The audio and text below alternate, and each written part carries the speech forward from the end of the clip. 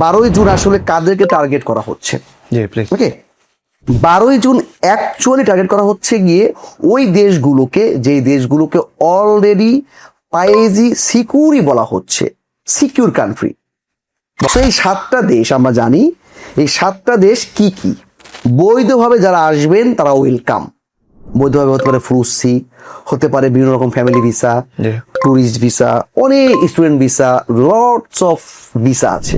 Secure কান্ট্রিগুলো থেকে ইতালির বর্ডারে যাদেরকে পাওয়া যাবে তাদেরকে ইমিডিয়েটলি তাদেরকে কি করবে? ব্যারিয়ার, মানে আটকে যাবে, তারা ঢুকতে পারবে। নেগেটিভ খাওয়ার পরে কি হবে?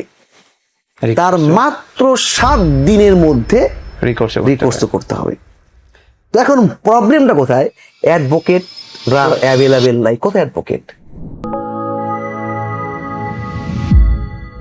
ভাই আসসালামু আলাইকুম। আসসালাম। প্রসঙ্গ যখন 12ই জুন, তাহলে আমরা একটু ডিসকাস করি। আসলে অনেকেই কমেন্ট করতেছে, অনেকেই জানতে চাচ্ছে কি হবে, যারা ভিতরে আছে তাদের কি হবে, যারা আসবে তাদের কি হবে, নাকি ঢুকতেই দিবে না, এরকম একটা ব্যাপার।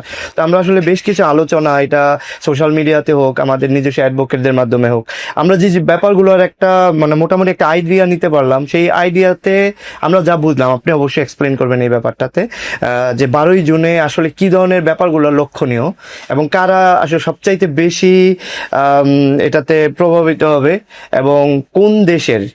আমরা যেহেতু বাংলাদেশ, আমরা জানি আমাদের নামটা হয়তো প্রথমেই থাকবে, আমাদের বিশ্বাস। তো এই যে যে ব্যাপারগুলো, এগুলোতে আমরা আসলে একটু ব্রিফলি সবার একটু আলোচনা করি আমাদের অডিয়েন্সের সাথে। ধন্যবাদ জয়। একটা হট টপিক বলা যেতে পারে যে 12ই জুনের পরে আসলে কি কিয়ামত হচ্ছে কিনা। ওকে, মানে ইমিগ্রেন্টদের ব্যাপারে বলা হচ্ছে এটা।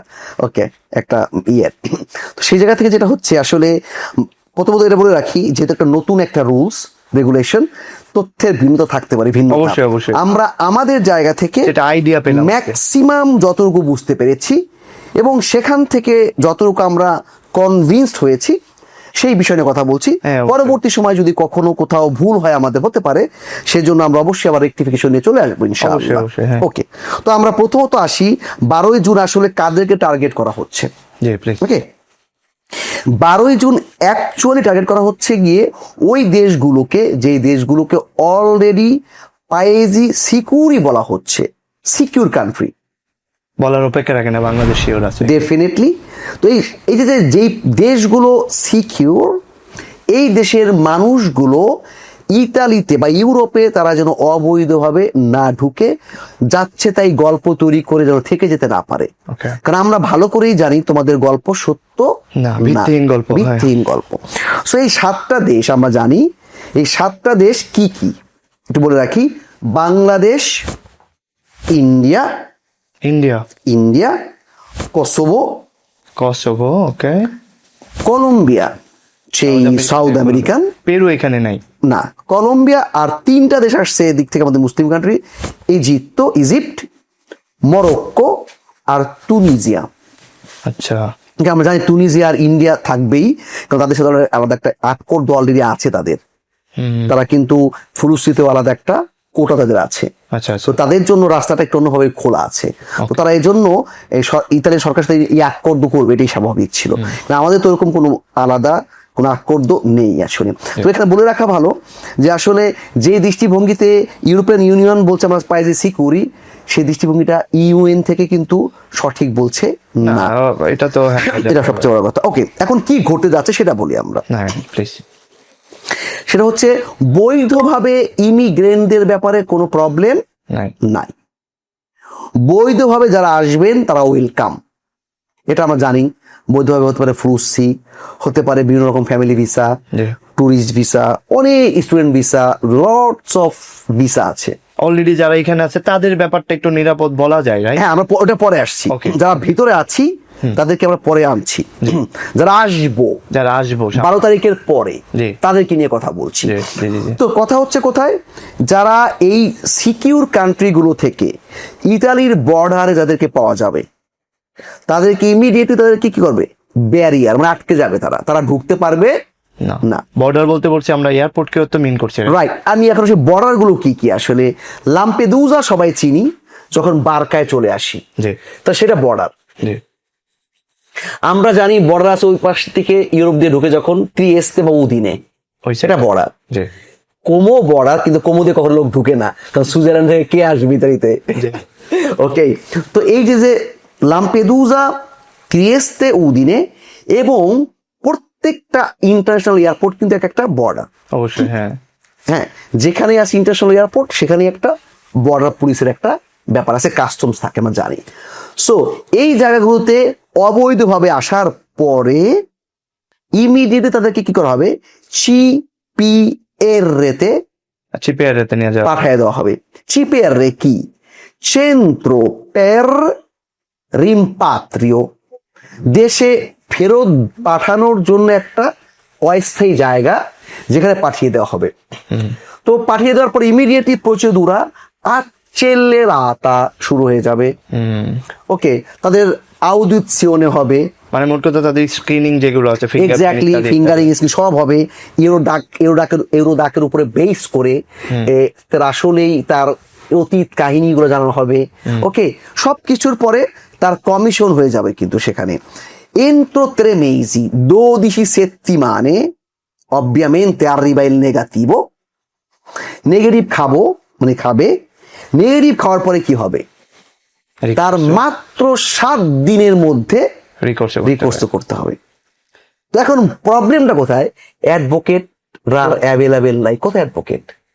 কিভাবে করব? এমন না যে চেন্ট্রো পেরি, ওই যে এখনকার দিনের চেন্ট্রো লাক্কোলিয়েন্সেতে অ্যাডভোকেটরা যায়, কানেকশন তৈরি করে, তারপর ওদের নতুন মানুষ চিনেই তো না, অ্যাডভোকেট পাবো এক্স্যাক্টলি সেখানে ঝামেলা, একটা ক্রাইসিস তৈরি হবে।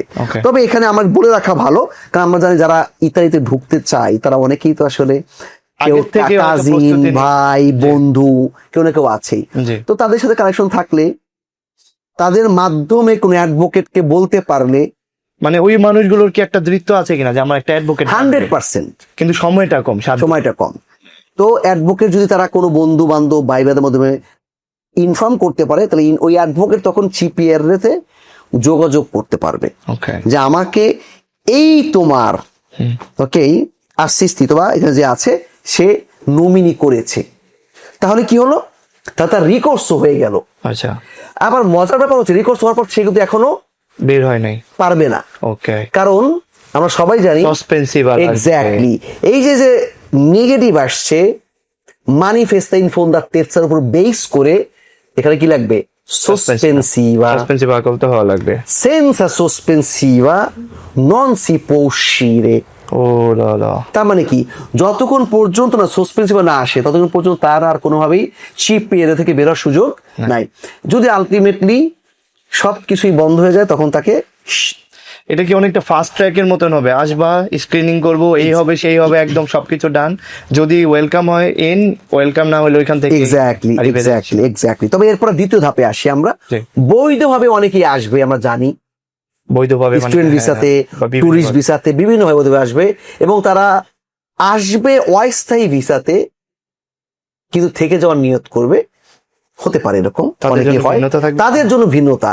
একবার যারা বর্ডার ক্রস করে ফেলবে তাদের ব্যাপারটা একটু, তাদের জন্য এখনকার নিয়ম চলবে। তার মানে অনেকটা বলতে যে আশার বাণী থাকলেও থাকতে পারে। জি, তার মানে হচ্ছে নতুন করে যারা ঢুকবে, বৈধভাবে ঢুকতে পারবে। আমরা অনেকেই জানি ইউরোপ থেকে অনেক স্টুডেন্টশিপ থাকা অবস্থায় বিভিন্ন ইউরোপিয়ান ইউনিভার্সিটিতে এখন একটা ক্রাইসিস আমরা লক্ষ্য করি, কারণ অনেক টিউশন ফি, একটা নির্ধারিত একটা টাইমিং দিয়ে দেওয়া, এর মধ্যে এটা করতে হবে ওইটা করতে, অনেক কারণে আমাদের স্টুডেন্টরা কিন্তু অনেকে আমাদেরকে ফোন দেয়, তারা কি করতে চলে আসলে তখন তারা আর কিন্তু প্রবলেম ফেস করছে না। এসে তারা হয়তো টিকে যাবে, পলিটিক্যালের ব্যাপার থাকতে পারে, অন্য কোনো রাস্তা হাঁটতে পারে। আমরা ওই প্রসঙ্গে আপাতত না যাই, যেহেতু অনলাইনে আমরা পাবলিশ করব ভিডিও। তাই একটা জিনিস ব্যাপার বলতেছি, তার মানে এটা আমরা এতটুকু গেস করতে পারি, কমপ্লিটলি ওই বারকা বা লাম্পেদুজা বন্ধ করার একটা ফাইনাল প্রজেক্ট বলা যেতে পারে। এক্স্যাক্টলি। আর এখন যারা অলরেডি যারা আছে তাদের ব্যাপারে, ভিতরে যারা আছি তাদের সাথে এর কোনো সংযোগ নাই। ওকে, মানে যারা অলরেডি আসছি তারা আর বর্ডার পুলিশের কাছে যাচ্ছি না, তো যাচ্ছি না, তারা অলরেডি ভিতরে আছি। তো ভিতরের নিয়মটা কি? সিকিউর প্যাসের মতো করে, জি আনসিকিউর প্রাইজের মতো করে, যে যে যেভাবে security যে হবে। যেভাবে আসছো গল্প বলো, কমিশন দাও, নেগেটিভ পজিটিভ হতে পারে, কমিশনেই যেভাবে এখন চলছে। হয়তো বা আরো ভিন্নতা কিছু আমরা দেখতে পারবো সামনে। তবে মানে সর্বোপরি কথা হচ্ছে এটাই, যারা আসবো ইন ফিউচারে 12 তারিখের Exactly, 12 তারিখ পরে। থেকে 12 তারিখের পরে তাদের জন্য এই রেস্ট্রিকশন গুলো একটা ধারণা করা যাচ্ছে। এক্স্যাক্টলি ভাইয়া আপনাকে অসংখ্য ধন্যবাদ। এই ভিডিও হয়তো বা আমাদের পার্ট 1 পার্ট 2 পার্ট 3 আসবে, যখন আমরা আরো ইনশাআল্লাহ। হয়তো জি, এটা জি। নিয়ে স্টাডি করবো। আপনাকে অসংখ্য ধন্যবাদ।